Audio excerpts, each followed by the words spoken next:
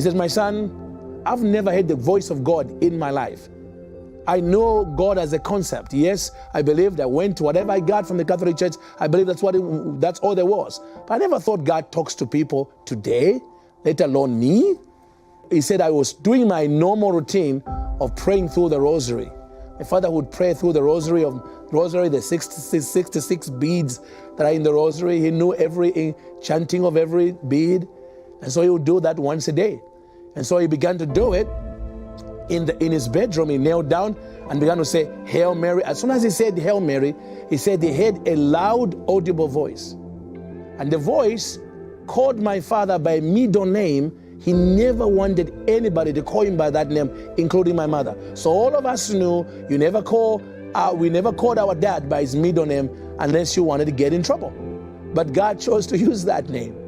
He called him by his Middle African name and said to these words, I am the way, the truth, and the life. That's not the way they worship me. Ask me how. He panicked. He had never heard this kind of voice before. He stopped, he dropped the Rosary, bolted, he told me, out of the bedroom because he thought he was losing his mind. So the following day, he decided, I'm going to pray in another bedroom. He kind of thought maybe there was witchcraft in the other bedroom. So I need to change rooms. If I change rooms, this voice, sure, they can't come back a second day. So he went to another bedroom and he knelt down to begin to pray. As soon as he said, Hail Mary, same name, same voice. I am the way, the truth, and the life. That's not the way they worship me. Ask me how. My father, he said, I dropped the Rosary again, son.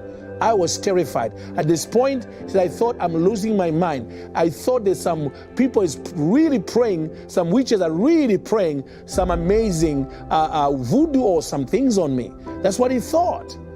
So for 2 days, he never touched the Rosary because which was a big deal because he was attached to that Rosary. He had to pray it every day.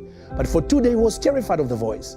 So finally, the third time, he told me, Francis, I thought surely if I stay in the sitting room, where everybody, there's no way this voice is going to find me there.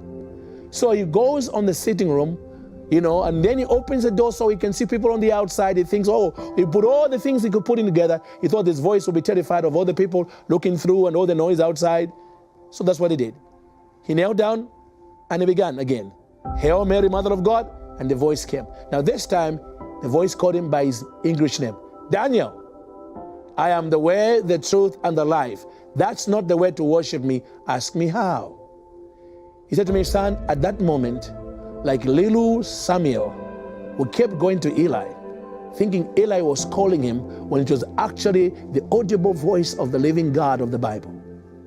He said, on the third attempt, something broke in me. He said it was like the dams broke inside of me, Francis.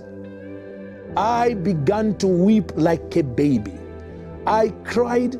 My wife walked in, what is going on? She thought it was a funeral.